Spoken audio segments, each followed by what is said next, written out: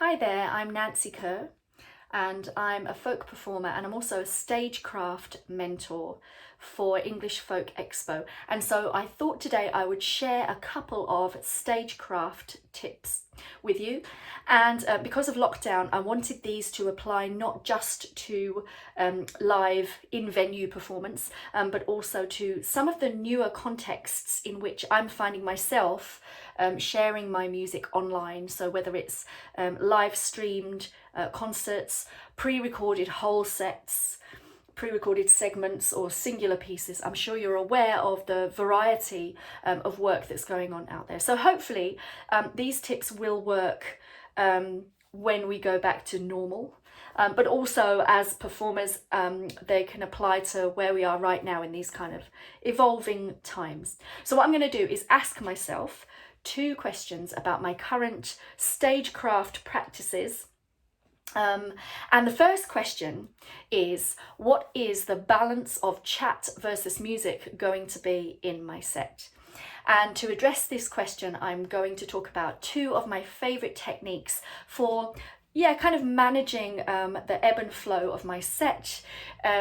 I sometimes talk about stagecraft as being a way of curating my own music, curating my art. I know that sounds a bit pretentious, but that is kind of the idea. I'm trying to kind of put a frame around my music so that it gets where it's going with the maximum clarity.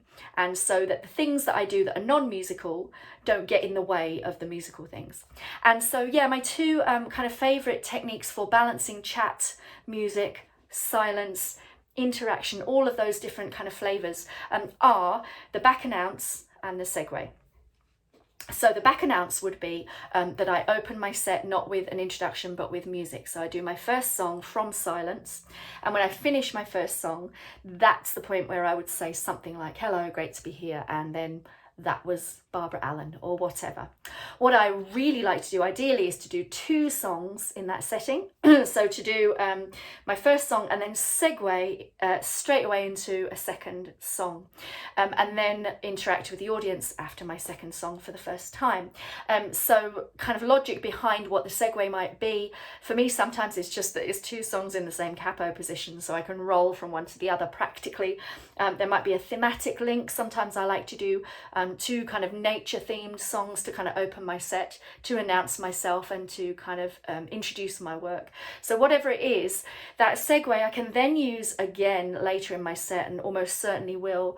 So rolling from one song right onto another. So it's a way, as I say, of managing the balance between chat and music. It takes the pressure off me to talk between every single set. But one thing that it does in our kind of new settings online is that it manages that awkwardness that we have, because my audience is not in the room with me, so I don't get applause and I don't have that nice kind of bustle of between songs that an audience gives you. I don't have anything I can work with in the moment that my audience are giving me in terms of banter, etc.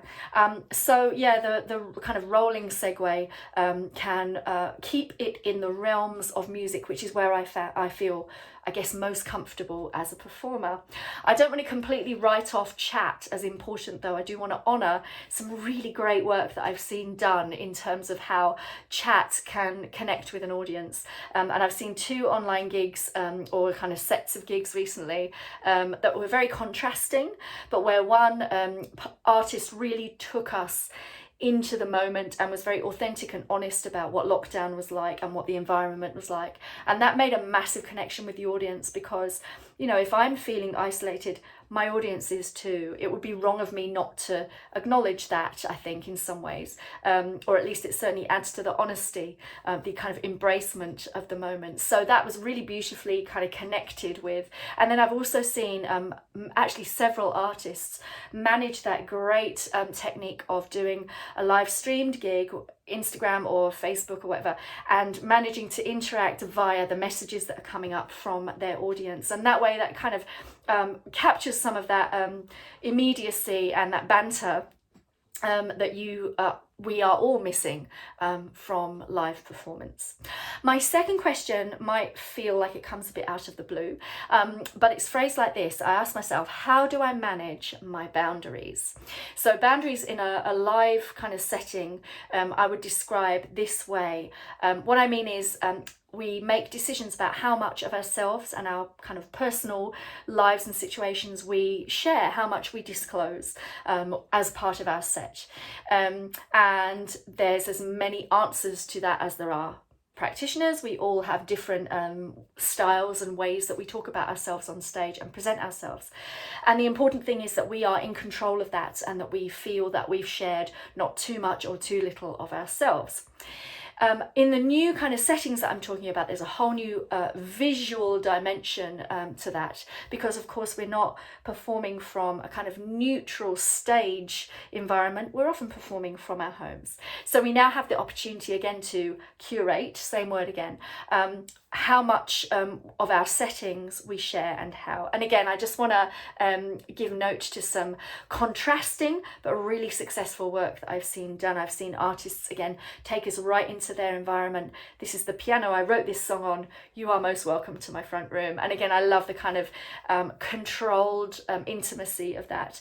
But then again, to contrast, I've seen artists put down a black back sheet and put lights on, and you're in that moment of drama and performativeness that we miss from live gigs. So again, lots and lots of contrast going on there. And for me, I'm looking at those practices and trying them on for size and seeing which ones are going to work for me in which contexts.